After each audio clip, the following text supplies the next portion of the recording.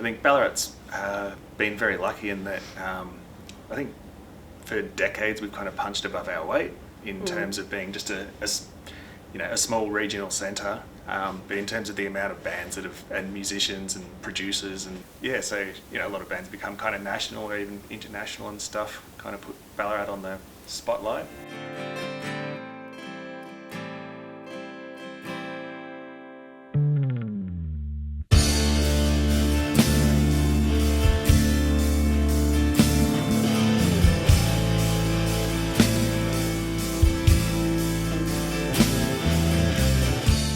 Music industry from when I moved back to Ballarat to now has grown exponentially. It's actually really fantastic, and I credit that to lots of factors. At the time, Corova was still around. Corova was a big influence for live music in Ballarat, but also the Eastern. The Eastern became a mecca for small, like a small venue for people to be able to play at. I can tell you, since the Eastern closed, there's been a real hole that absolutely needs filling ASAP. And it's important because artists like myself who, we just want to play because we love it. We're not looking to make a heap of money. We're not looking to become famous or quit our day jobs and go on tour.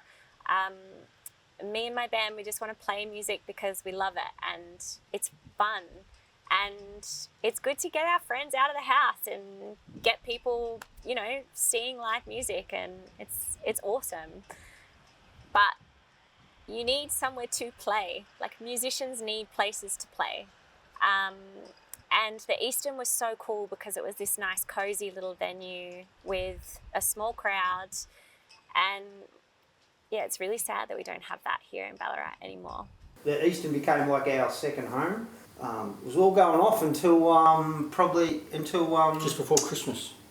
Christmas 2024, where the Eastern shut, and that's left it has left a gaping hole in Ballarat's music scene, and we've been doing our little Kank Wolverine record, tiny desk kind of versions of things. I haven't actually thought to play in Ballarat for a while. We played Trades Hall, which is new and kind of local, but I miss the Eastern. Now if I were to go to Ballarat, I'd be like, I wouldn't actually know where I'd want to play. I think that was like the equivalent of like the Retreat or something that we've got in Brunswick. That's what I felt like the Eastern was. To be said about the Ballarat music industry, and lots of negative comments come in about it, especially because of COVID or the Eastern shutting. And the way I like to look at it is a culture of a music industry is defined by the way that the people, or a culture in every sense, is defined by the way that people take negative things and turn them into things that are positive. The Eastern closing is definitely a massive blow for live music in Ballarat, but the community is pretty strong here, and I'm sure that it's going to jump back. It's that timeless thing, really. It's like people want to have fun, they want to meet people, they want to be around music and dancing and kind of like a scene or community, and it's something that it brings. Yeah, despite the changing economic times, the increasing costs of or logistical barriers to putting on a gig in the post-COVID kind of climate, and you can still see it's pretty obvious like the effects that lockdowns had on, particularly for young people, like in terms of like just their frame of mind. We do have some pretty cool festivals here in Ballarat, and there's lots of opportunity. Like, my band got to play at Summer Sundays, which is awesome.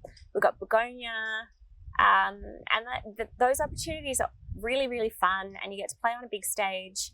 But I think what I want to see more of is just Friday night, turn up to a venue and you see a live music act. The objective is to like try to make the music scene in Ballarat sustainable, so that it's like a ecology that's always working on its own, and that it's just always moving. There's people going out and doing things on their own initiative. Ballarat showing signs of life.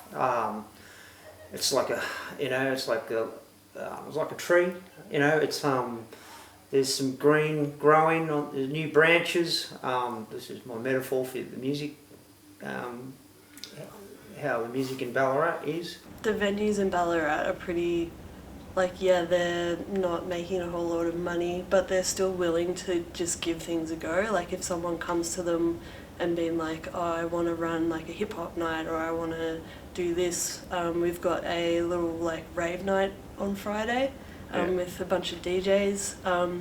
And yeah, the venues are just happy to kind of make it as low risk for the organisers as possible, and just kind of hold space for people to try something. Focusing on the negative of COVID or the negative of the Eastern shutting down is never going to help anybody. It's show business at the end of the day, and you know, the musicians really need to work these things through themselves to try and find places to perform, encouraging, you know, different venues to let them play. I think that's a really big thing. It is really a young person's thing in a way to get that going again. We've got a couple of guys in their mid-50s here that love it and love bands, but most of these scenes are created from kind of youthful rebellion. I don't know. That's it. Yeah, you just got to promote the young acts, you know. Great to see bunchy 13-year-old kids uproar playing last weekend here, doing Metallica and Anthrax covers, and you know, at least they were showing that their future is bright. Yeah, that's there is true. some kids out there who are really going for it. Switched on. Yep. And I just reckon it would be great if more people just pick up an instrument and start playing, and we have more opportunity just to see regular people playing music, writing songs, singing. It's just a beautiful thing, and I just think it would be lovely if it was more accessible and more a part of our like culture here.